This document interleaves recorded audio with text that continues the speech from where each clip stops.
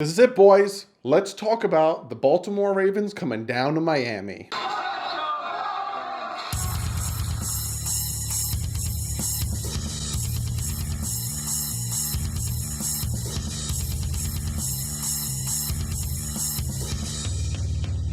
What is up, fans? This is it.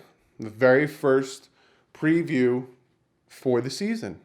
So, if you guys are new to the channel, I do this before every Dolphins game. I give you guys my breakdown of the injury report, all that stuff on what I'm expecting for this Dolphins-Ravens game. So the way it works is I give the injury report, then I give you guys my 5 ways that the Dolphins can win their game, regardless of who they're facing. I do a little research, see how the team is, and I give you guys how I feel like the Miami Dolphins can beat that team.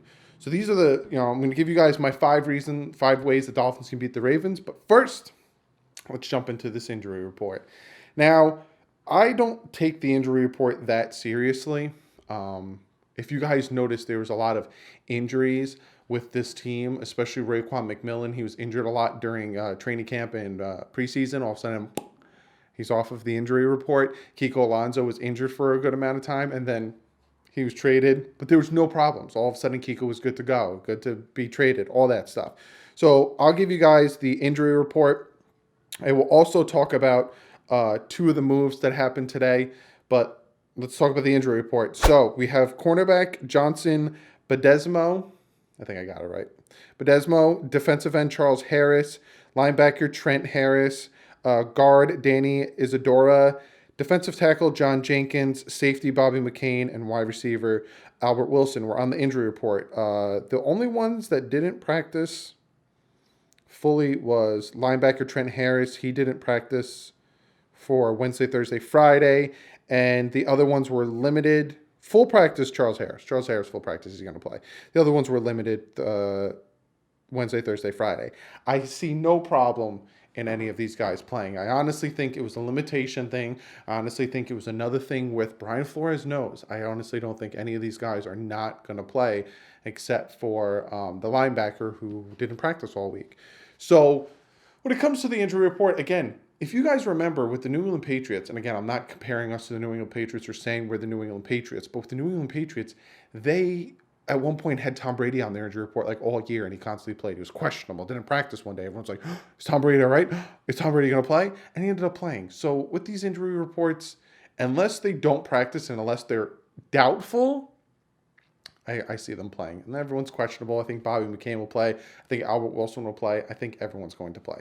So there's that. Dolphins do take Van Ginkel, though, and they put him on the short-term IR. And the short-term IR means he's not done for the year, but it is a short-term IR. I'm hearing it's like a foot-ankle injury that has been kept him out for so long, which kind of sucks. But they do sign the left tackle, Webb, that they did try out. He is a distant cousin of Richmond Webb, so it's pretty cool that we bring him in. So that's the injury report. Again, I don't see anything in the injury report that's really going to affect the team, nor affect my 5 ways that the Dolphins can beat the Baltimore Ravens.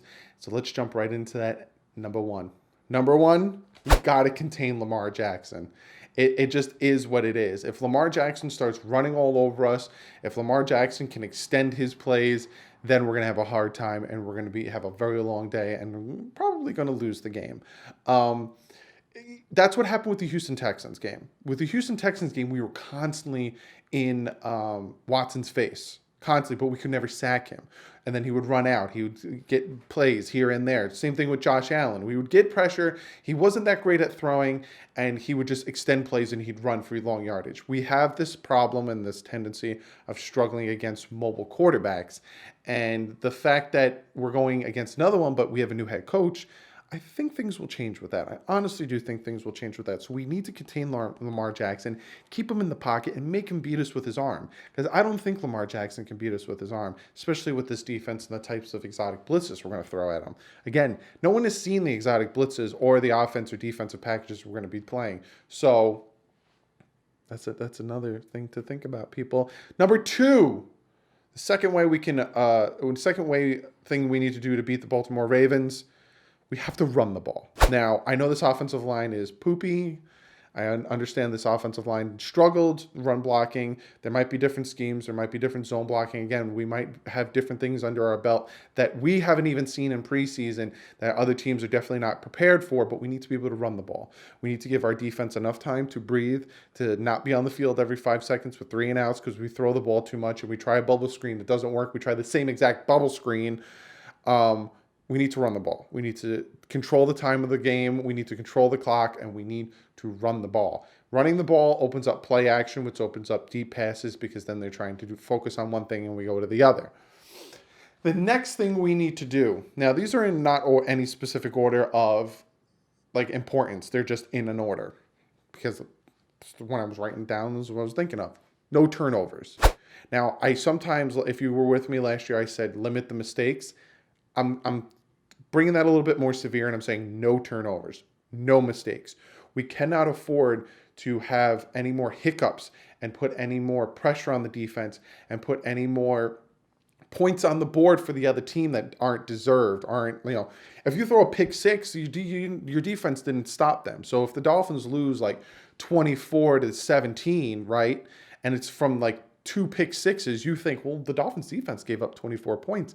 Now, if there's 2 pick sixes, that's not on the Dolphins defense. Dolphins defense gave up 10 points, if that. You know what I'm saying? So we got to limit the mistakes. You got to give you got to give the defense a chance. You got to score. You let the defense be able to pin their ears back, go after the quarterback.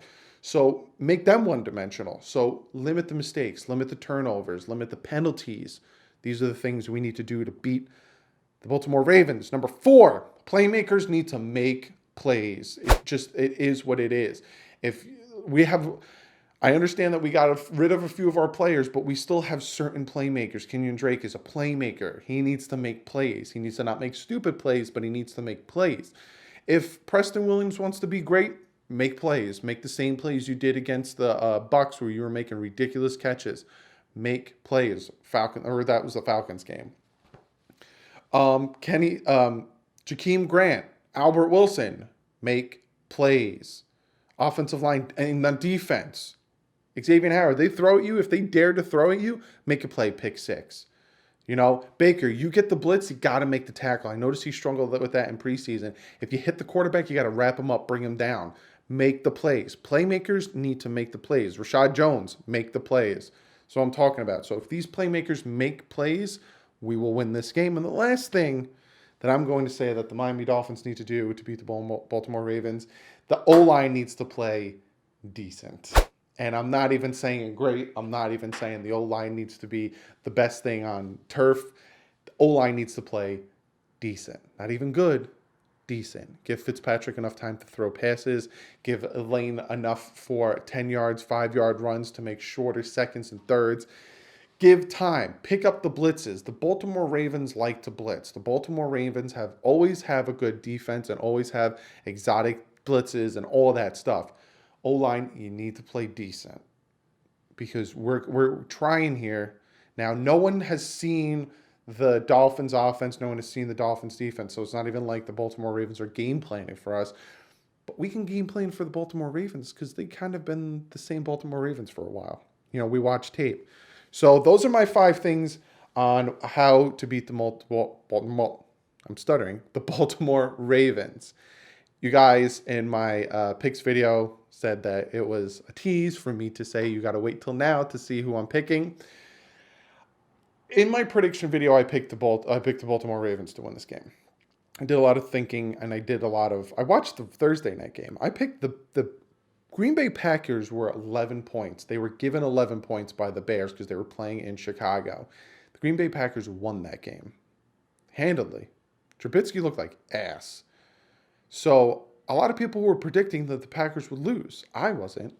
So you never know. It's the first week of the season. You don't know what you're going up against. Vice versa. It's going to be humid. It's going to be hot in Miami. Baltimore's going to be wearing dark colors. I honestly think they're going to come in and they're going to come in and hand us the biggest ass whooping of our life. And I think we'll win. Now, there's a lot of Dolphin subscribers that, think that we're going to go like 3-13 and the fact that I said we'll beat Baltimore, you're probably laughing and telling me I'm on something like I was in the prediction video. I think we'll beat Baltimore. I think it'll be a 24-17 win. I think that our defense is going to clutch out and win the game for us and stop them from scoring, and that's how we win. And I honestly think that the Dolphins will win this game. Now, there's some other games in the season that I'm like, I don't know if we're going to win this one, fellas. This one, I honestly have a good feeling. I don't know why, but I have a good feeling. I think we'll win this game. I think the heat's going to play a factor. I think that them not knowing what we're running is going to play a factor. I think that's what's going to... We're going to win 24-17. Dolphins win 1-0, and all of a sudden we need to win 2 more games, and then all of a sudden we're at 3-13. Again, we're not going 3-13. 6-10. So that's what I have for you guys. Be sure to comment below. Let me know what you guys think. What are your 5 ways that the Dolphins can... What are your 5 things the Dolphins need to do to beat the Baltimore Ravens? Comment below. Let me know who you think. I already know how some of you guys are going to comment on who's going to win because you already commented on it. Be sure to comment below. I love reading your guys' comment, but be sure to stay classy in the comment section. Some of you guys aren't that classy, especially when you're attacking me. I could take it, but be classy in the comment section. Speaking of comments, let me get to one of your guys' comments of the day, and this one comes from Joe Crotwell, and he says to me, I'm surprised Drake's still here, but I'm happy. All the rumors, Drake's still, Kiko being gone, and then 2R, hope Drake breaks out. You guys know how I feel about Kenyon Drake. I like Kenyon Drake. I know a lot of you guys think that he dances too much in the backfield. I kind of made a video explaining about that, on how he's trying to make the best out of nothing because Adam Gase liked to run the ball on 3rd and long. Also, Adam Gase never put any time into the offensive line. Also, Adam Gase never liked to run the ball.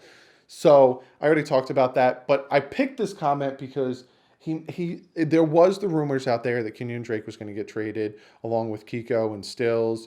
Tunsil wasn't supposed to get traded, and I just wanted to address something because I was listening to a podcast and he was talking about an inside source, and they were talking about some of the trades, and I just wanted to shed some light on some things. Kiko Alonso got traded because in practice and in training camp he kept freelancing, and the coaches kept telling him to stop doing it, and he kept getting mad that they kept telling him to stop doing it, and that's when he asked for his trade. They waited, and they eventually traded him. But it starts to make sense with me. Vincent Taylor was traded because he didn't fit the scheme that the Dolphins were running. So essentially, this is what the organization is going to run now. And this is why I'm very excited for the future of this organization. In the past, we'd throw out big money to certain players. It didn't matter if they were prima donna. It didn't matter if they had trouble off the field. It didn't matter if they hated the coach. If all of these things, as long as they had a history or as long as they had a potential to be great on the football field, we kept them because, hey, it's Brandon Marshall. Hey, it's Mike Wallace. Hey, it's Ndamukong Suh. Oh, these guys are big names. We need them. Now, if you don't like what we're running, if you don't fit in what we're running, we don't care how much you're making. We don't care what your history on the field looks like. You're gone. And it's just a prime example right now. Now, the Laremy Tunsil trade, we all know that never was going to go down. But once they threw 2 1s at us, we were like, crap. So, but other than that, the way this team's working is everyone thinks that they're getting rid of these players because we're going to tank. We're getting rid of these players because they don't want to build, they don't want to take on the system. They don't want to be a part of this team. They don't understand what we're running, and they just don't fit the scheme. We are getting rid of the trash, and I love it. I love every minute of it. So, Joe Crowell, thank you for the comment. I hope I answered your comment because I do like Kenyon Drake, and I'm glad he's still here. But I hope I added some more oomph to that comment. But like usual, be sure to comment below. Also, be sure to follow me on Twitter. I retweet everything. I'm gonna try my best to tweet a lot during the game on Sunday, which is tomorrow. But I don't have great reception where I watch the game, so I'm going to try to tweet, but we'll see how that pans out. Be sure to check out the Bit Boys. I got some more game footage coming out for you. I do promise you on that. Like I said, we're doing a rebrand. We're trying to spruce some things up, so it might take a minute. But be sure to give this video a thumbs up. It's here tomorrow, guys, 1 o'clock. We're facing the Baltimore Ravens. We're going to win the game 24-17. We're going to surprise a lot of people. A lot of people think we're going 3-13, 14-12, 2-14. People think we're going to suck. We're tanking. We got rid of all this talent because of this, and that. How many times have you guys heard that we got rid of talent, so we're going to suck? But be sure to give this video a thumbs up because it's finally here, boys. We get to see what Brian Flores is trying to instill on offense and defense. We get to finally see meaningful Dolphin football. Be sure to give this video a thumbs up for that. Also, be sure to check out DolphinsTalk.com. Great site. Great Dolphin news, great Dolphin content. Be sure to check that out. If you're new to the channel and you're watching this on DolphinsTalk.com, you haven't hit that subscribe button, be sure to hit that subscribe button. I do preview videos like this one. I do a post game after the game tomorrow to let you know how I feel about the win. That's right, I'm saying the win. I do picks, and I'm going to start doing the fantasy picks, kind of give you guys. And if there's news, I give you guys news. So be sure to hit that subscribe button. But other than that, I'll see you guys tomorrow after this Dolphins victory against the Baltimore Ravens. But like usual, stay classy in the comment section. Some of you guys know who you are. Stay classy. That fins up.